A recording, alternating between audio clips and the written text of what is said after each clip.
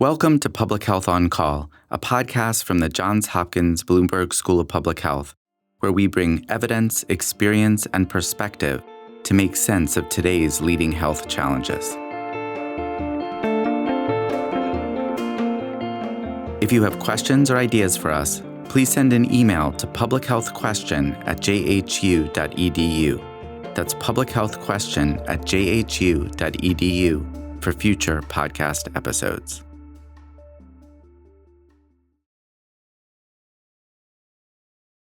This is Lindsay Smith-Rogers.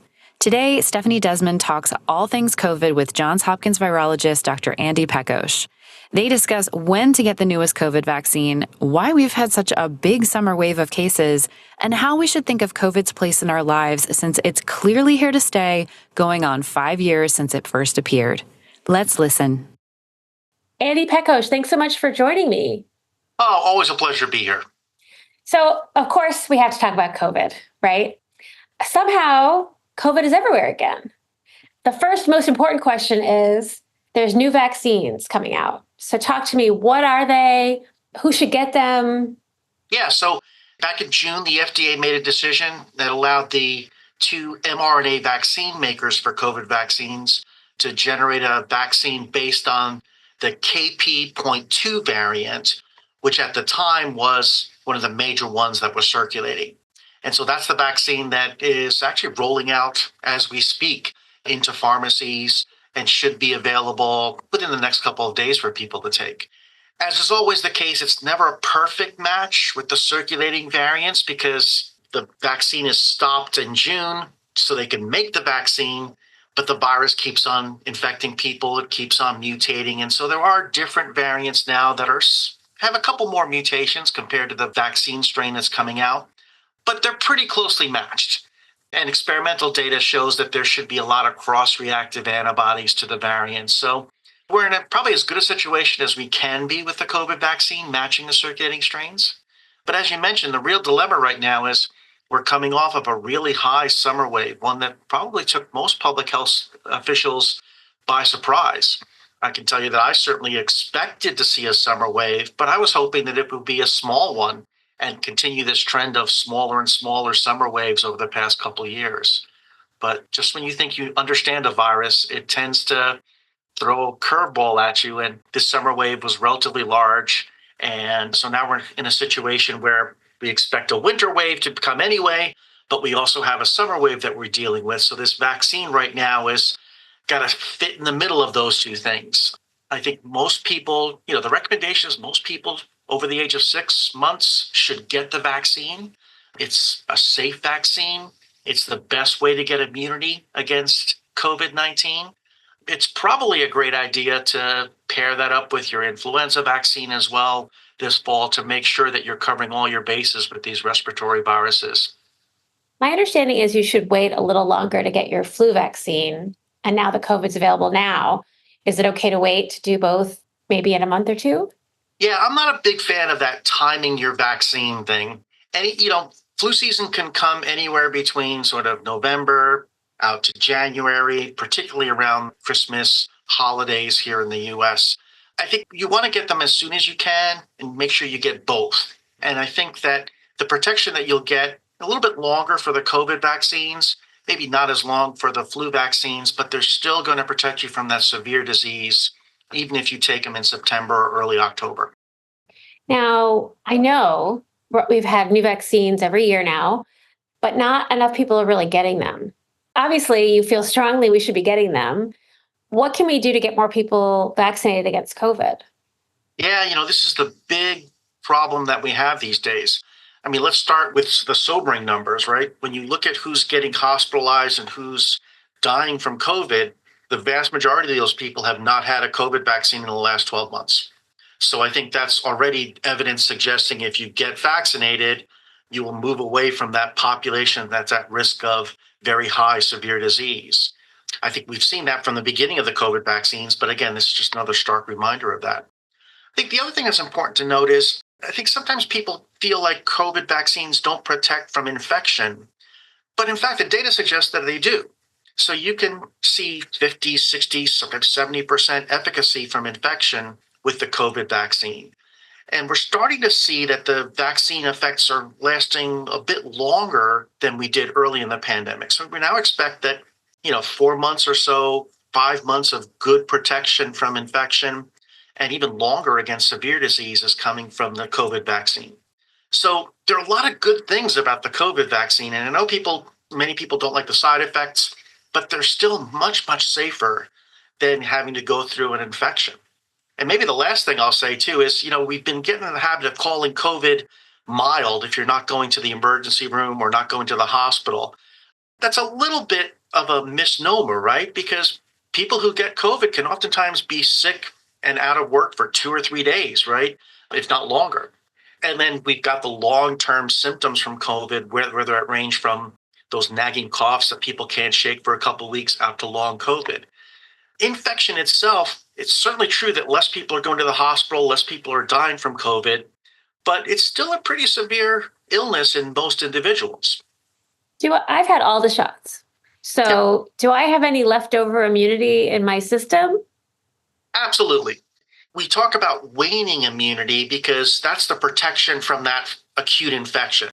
But all your vaccines have given you a memory response. And that means that even if your antibody levels are a little bit low, if you get infected, your immune system kicks into gear really quickly and provides those antibodies and other protective means that keeps you from getting that severe disease. So your response, and this is true for a lot of respiratory infections, right? The vaccines don't keep your immunity high enough to prevent you from getting infected early on, right? But they always kick in later on to reduce severe disease. I see that the government is going to offer more free tests that you can get sent to your house. What does that say, do you think? Well, testing is really important because, there is an antiviral or a couple of antivirals available for COVID-19. And the sooner you take those antivirals, the better off you'll be. Those rapid at-home tests and those test to treat programs that some pharmacies are part of is a great way to make sure that you can get your antivirals as quickly as possible if you happen to get COVID-19. Interestingly, there's also a few tests on the market that combine flu and COVID into one test, which should be a great tool coming into this winter season because we will hit a time when we're going to be seeing COVID and flu circulating at the same time. Both of those diseases have drugs that you can get, particularly if you're in a vulnerable population. And so having a test that will tell you, are you flu positive, are you COVID positive, or are you neither, is going to be really helpful in terms of getting more people the antivirals that they need to really stem that severe disease. So we talked a little about the summer wave that we're hoping is coming to an end soon. And I know that flu and RSV and other respiratory illnesses really peak in the fall and the winter. So why is COVID different? Yeah, that's still a bit of a head scratcher for us. It's clear that over the past 3 years, there have been summer waves, and then we always see a winter wave. And up until this year, that winter wave has been larger than the summer wave. We'll see what happens this year, but that late summer surge, some people have speculated it's because maybe we don't have as much thorough immunity like we do to influenza from years of exposure to the virus and the vaccine. And so there is a susceptible population that becomes available to the virus, right, in the late summer. This year we also had all these heat waves across the US in particular, and across many other parts of the world, which drove people indoors for longer periods of time. And that probably contributed to some of the surges of COVID. But it's also important to note that, COVID never goes away. So as soon as conditions change a little bit that helps the virus transmit better, there's a lot of cases out there that could launch a surge. And I think that's what we're seeing. The conditions that we think caused this summer surge for COVID should have caused a surge with influenza, should have caused a surge with RSV because they like the same conditions. But we don't see cases of RSV or flu right now. So even though conditions were right, we didn't see a surge of those cases. COVID is with us year long so far. And so, like I said, when those conditions change to make it a little bit better to transmit, there's this high baseline that leads to a large surge in cases relatively quickly. Because I'm thinking, well, yeah, I haven't had my shot since last fall, so it would make sense perhaps that I could get COVID now. And flu doesn't circulate at this time of the year, but if it did, we'd have the same immunity problem, I imagine. Yeah, exactly. But for some reason, we don't. And again, it may have to do with that historic immunity that most people in the population have to influenza from basically a lifetime of exposure to those seasonal strains. You were telling me earlier about a situation with the Novavax vaccine. If you could remind people what that is Yeah. and what the issue is. Yeah, so there's another COVID vaccine that's available from a company called Novavax. They make a COVID vaccine that's also based on that spike protein that the mRNA vaccines are based on, but they use a different technology, and the vaccine is basically a protein-based vaccine. So they give you the actual spike protein as opposed to the mRNA vaccine that gives you the RNA that your body then makes the spike protein itself. There's a lot of demand for that protein-based vaccine. There's some suggestion that the side effects from vaccination may be a little bit lower, may induce a slightly different immune response than the mRNA vaccine. So there may be this other vaccine that's available for people, particularly maybe the people who don't like the side effects of the mRNA vaccine. Now, the one problem with that vaccine, though, is because it takes longer to make that vaccine, they actually had to choose an earlier variant, the JN.1 variant, which is sort of the parent variant for all the viruses that are circulating here. So it's a little bit less than ideal compared to the mRNA vaccines in terms of a match, but their data suggests that their vaccine will also make antibodies that cross-react to the current vaccine, current circulating viruses. So it should also be a good option, particularly for people who maybe don't like the mRNA vaccine side effects. What I find so interesting is preparing a vaccine for these type of viruses is kind of crazy. You have to decide months in advance what the strain is going to be. We've had years, for example, when the flu vaccine does not match the circulating strain and people get particularly sick. And now it seems like COVID just mutates all the time, right? Is there any way to get ahead, or is this going to always be an issue? Well, with the current approaches that we have, we're always going to be racing to try to match the vaccine to the variant.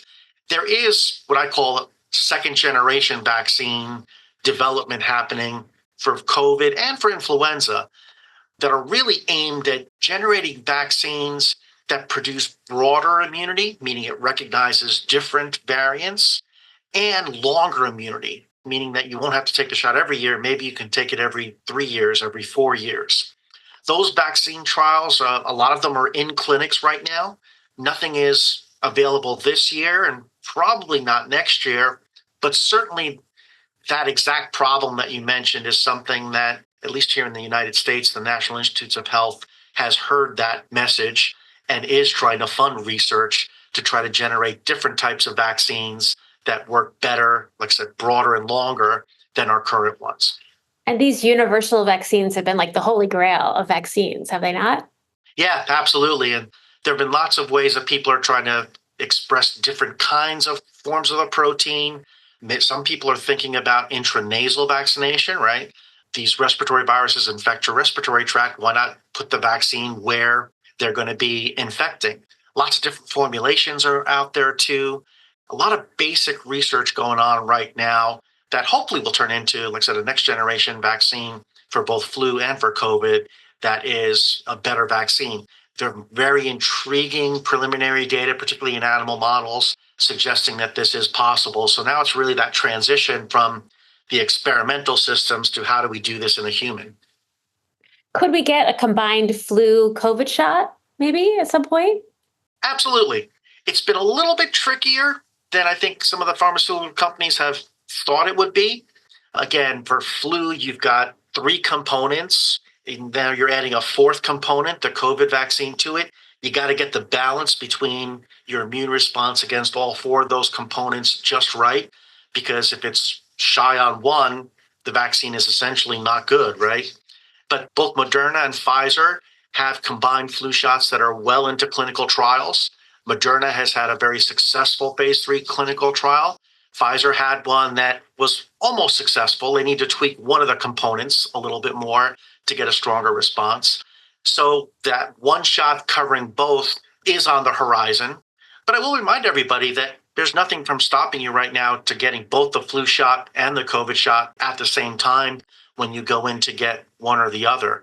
Again, I'll emphasize the fact that all the risk factors for severe COVID, the same risk factors for influenza. So if you're getting one vaccine, you really should get the other because all the same reasons apply. So it looks like COVID's here to stay. Yeah, people have had this discussion about endemic versus seasonal, right? So to me, endemic means it's staying in the human population, and I think that's true. Will it be seasonal in the way that flu is really seasonal? Well, that would be nice because that would really simplify our public health messaging. Again, the virus doesn't seem to want to be simple and want to be making life easier for us in terms of our public health messaging by having these summer waves and by having infections really be around all year long. But, COVID is here to stay. And the sooner we start thinking about it as something like influenza, something like RSV, another respiratory virus that's going to be increasing in cases soon, and realize that we have tools to lessen the disease severity, right? We shouldn't just ignore it because it's seasonal or because it's endemic. We should realize that we have the tools to actually lessen the impact of infection, people, and the population in general. We just got to make sure to remind people to use those tools effectively because if we don't use the tools, then they're not really helpful. Andy Pekosz, as always, thank you so much for your insight. Thank you very much for having me. Public Health on Call is a podcast from the Johns Hopkins Bloomberg School of Public Health, produced by Joshua Sharfstein, Lindsay Smith-Rogers, Stephanie Desmon, and Grace Fernandez-Ciceri. Audio production by J.B. Arbogast, Holly Cardinale, Spencer Greer, Matthew Martin, and Philip Porter, with support from Chip Hickey. Distribution by Nick Moran. Production management by Catherine Ricardo. Social media run by Grace Fernandez-Ciceri. Analytics by Eliza Rosen. If you have questions or ideas for us, please send us an email to publichealthquestion@jhu.edu. That's publichealthquestion@jhu.edu for future podcast episodes. Thank you for listening.